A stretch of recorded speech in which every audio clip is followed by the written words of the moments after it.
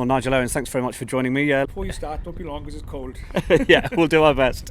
As broad as it gets to start off with, why refereeing? Because I was pretty poor at playing, to be honest.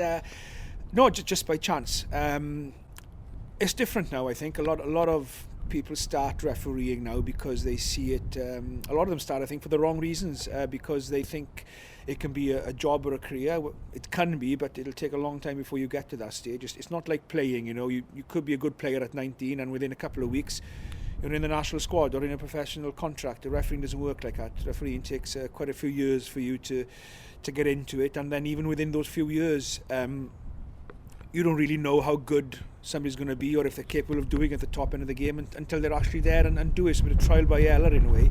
But I started, like most of us, sort of 20 years ago now, was because I enjoyed rugby and I wasn't very good at playing, and I wasn't going to get any far by playing, and I just started refereeing by helping out refereeing school games in school. So I started by chance, like most people did back then, and unfortunately a lot of young referees start now for the wrong reason. They think, you know, I want to be a well-known face, I want to be on the telly every weekend refereeing and travel the world and stuff, and it's not the right reason. Refereeing, I think, different to anything else, is something you've got to enjoy to do it, and if you go in for it for the wrong reasons, you're going to fall short. What is there to enjoy about refereeing? Being part of some of the great occasions in sport, I think, and being a part of, you know, I've been very fortunate in the last 6 months to be part of probably two of the best games of rugby that have been in the last 20 years or so, probably in South Africa, New Zealand, and Ireland, New Zealand, and just to be a small part of those great games and great occasions. You know, I would have never ever done that as a player or anything else in sport, really. So, you know, a bit of luck that you're involved in those two games. And what about at the grassroots level? Yeah, and again, you know, people ask me, somebody's asking me last week, right, what is your best game you refereed? What is your favourite game you refereed? And I said, well, I was refereeing Leicester-Ulster on a Saturday night up in Welford Road in the Heineken Cup, which was a pool decider and a great game of rugby as well, and a great occasion, you know, when it's packed house in Welford Road on a Friday night. And then on the Sunday morning, I travelled back on the Saturday night. On the Sunday morning, I was refereeing an under-12s game in Pencoed under-12s against Cwmbran under-12s. And if somebody asked me, right, what's your favourite game? I would say that game, Pencoed under-12s, Cwmbran under-12s, because the players, the young kids, they just awful conditions. The pitch was heavy. It was about 5 weeks ago, and they just went out and played, and they enjoyed it. It was physical for that age group. It was good tries, and a good crowd had turned up because it was a game celebrating 125 years of Pencoed. So there you go. My favourite game to date is Pencoed under-12s. What about the negative aspects of being a referee? People on the sidelines disagreeing, perhaps someone like yourself in the public eye, there's a social media a backlash perhaps?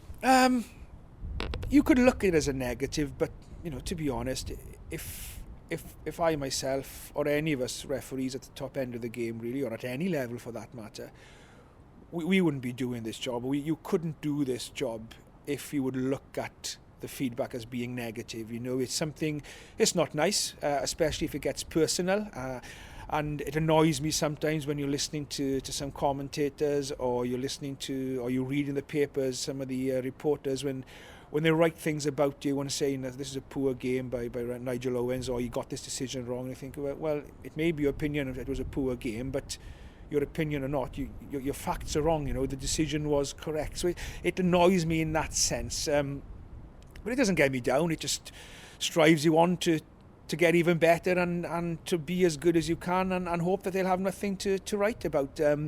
So, you know, you deal with the negatives. It's part of refereeing, and if you ever think you're going to get into refereeing to be liked, and you want to get out and get another job, because it doesn't work like that. So I don't look at it as a negative. Everybody has their own opinions, and you get on with it. You know, but it's with a smile now. I look back and look at some of the articles written now, and all of a sudden, after two great games, including England-France as well, which made it a third game really, everybody's saying, you know, best referee in the world, great referee, and you know, it was only 18 months, 2 years ago, they were writing things totally different, and I just smile now and think, all right, there you go. What about a particular part of who you are that some people might use to fire abuse in your direction? Do you get much grief for being Welsh? That's a good one. You had me there.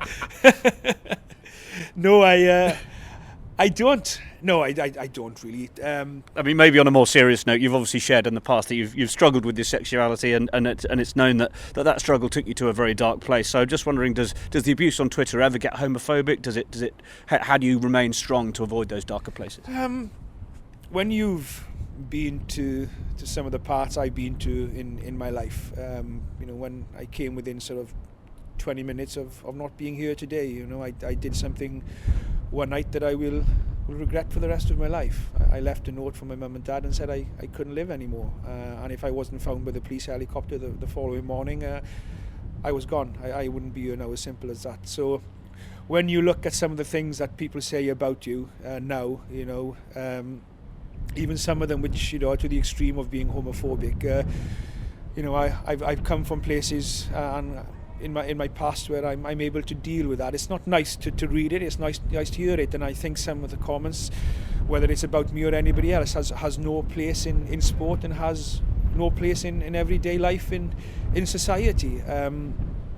And to be fair and to be honest, those negative tweets or negative comments are very few and far between, to be honest. And you've got to look at it from a bigger picture, really, and realise that these are some people who are hiding behind a keyboard and saying things, and you've got to take those things with a pinch of salt, even though they're not nice. So no, you deal with it, and some of them are quite funny. Some of them come out with some comments, and I think that's a good one, and you laugh about it, and I think that's only right, because I think sometimes in life we do take life too seriously sometimes, and but obviously some of the comments sometimes are unacceptable, and as long as those are dealt with in the proper way, then we can all move on. So in your growth as a referee, from the first match you took charge of, your first international match in 2005 through until now, who've been the key members of your rugby family, whether it's parents or fellow referees or even coaches? Well, obviously my parents, first of all, probably. That when I started refereeing at 16 years of age, where I couldn't drive, so my dad or my mum and my uncle, probably more than anybody, used to take me to some of the games. I couldn't drive at the time, so they would take me to games. And then yes, fellow referees and people within refereeing and people within rugby, really. I owe a lot to a lot of people for who I am today and for being the referee I am. And I could sit here for the next 10 minutes and probably try and name them all, but there's so many that I owe so much to over the years. Some of them right at the beginning of a career and just doing those little things in helping you. Others as you're climbing the ranks, and then others still now when you're at the top of your game. So I owe a lot to people, and I always tell this to a lot of people when I go to do some talks and stuff in schools or colleges. I always say, no matter who you are or where you will land up in this world or who you become, you never ever forget where you've come from, and I never ever forget the people who've helped you to become the referee I am, and probably more importantly, the people who've helped me to become the person I am. Well, Nigel, you mentioned that you're not perhaps as keen on people who are looking at taking up refereeing for some of the modern reasons. Don't know whether you'll like this or not, but could it be argued that perhaps personalities such as yourself with something extra that they bring the game, a real character, could be some of the reasons why these people think that it's something to get into? I don't know, to be honest. I suppose yes. I get quite a few messages on Twitter or on Facebook, and not only from Wales, a lot from outside Wales as well, from all the countries really, especially in England, Ireland and Scotland, of people who ask me, how do I become a referee? And then obviously, I pass the WIU website details on to them, or I ask them to send me an email, and I'll send your email on to the WIU referees department. They'll get in touch and you'll do the course. And a lot of them, I know a lot of young referees have started that way, and I've done the same with some referees in Ireland and England and Scotland as well, where I've passed information on to the relevant bodies for them to start. So your percentage hit rate's far more positive than it could be negative then. I suppose it does in that sense, yeah. But I tell them all the same thing. Yeah, it's great you want to become a referee, and yes, if you're good at it, there's a career there for you, and you can be part of some of the great games and some of the great occasions, and you can make a living out of it. You can travel the world, but make sure you're getting into this now because you want to be a referee and you enjoy being part of the game rather than getting it for the wrong reasons. I know 1 or 2 referees in Wales who've fallen by the wayside because they were in refereeing for the wrong reasons, rather than the right reasons. In the autumn, you were in charge of South Africa against New Zealand in Johannesburg, which you've mentioned, as well as the cracker in Dublin, Ireland against the All Blacks again. You're a man, I would say, who is at the top of his game at the moment. You're probably not going to take the credit for it, but why would that be? Do you think you're interpreting the rules more differently? Do you think perhaps the new interpretations you've got to grips with ahead of others? Look, I think you could have put quite a few referees in those 2 games and they would have been just as equally great games. That's down to the players, the players' attitude, and to be fair, the coach's attitude as well, in installing in the players to get on there and play or whatever they told them. And those games were made by the players, and you could have put myself or any other probably of the top 6 referees in the world into those games, and I think you'd have still had great games. So it's nice to be part of those games, and I'd like to think I played a part in that game, but a small part. And I think the difficult thing in refereeing is knowing when not to blow the whistle. Anybody can go out there and referee and blow the whistle. It's knowing when not to blow. It's getting the balance of allowing things to go which don't have an impact on that phase of play or an impact on the game, but dealing with the clear and obvious decisions, but managing the other decisions, and that's the secret. And it's not always easy to do that. It's a tough balance to do that, and but when you've got players who are out there are positive, it makes your refereeing and getting that balance right much easier. Now love to see Wales succeed in the Six Nations. Goodness knows Welsh rugby could do with the boast with the shenanigans going on at club level at the moment. But what about looking forward, maybe Rugby World Cup 2015, your ambitions perhaps to referee a final versus perhaps your enjoyment that Wales could get to a final? Which one of those would you rather take? I will never referee the final of the World Cup in 2015 because Wales will be in it. Listen, I've been asked this many times, and the answer is as honest now as it's always been. Nothing more I would like than to sit in the stand in Twickenham, if I get a ticket, to watch Wales in that final and hopefully get on to win that final. Nothing would give me a greater pleasure than that. And if Wales are not there, and I'm deemed good enough to be one of the referees considered to referee the final, then obviously that would be the greatest honour that I could probably do. But it would equally be as an honour to sit in the stadium and watch Wales lift that trophy. And your colleague Alan Rowland's recently retired. I think he was 48. You're the grand age of 42. So what is the sort of shelf life of a referee, do you think? I've told everybody I'm 38. Do you want to cut this bit out? Well, Derek Bevan did the World Cup semi-final in Twickenham in '99. South Africa and Australia went to extra time. And he was 52 years of age refereeing it. I don't think you'll ever see that again, because the game has moved on a lot in that sort of 18 years ago, or however long it was. And Rolando's finished now at 40, I think he's 48 next, and he's fit enough, he's reffing well enough, and I have no doubt if Alan Roland wanted to go on to the next World Cup in 2015, he would have been there, because he's one of the top referees in the world still.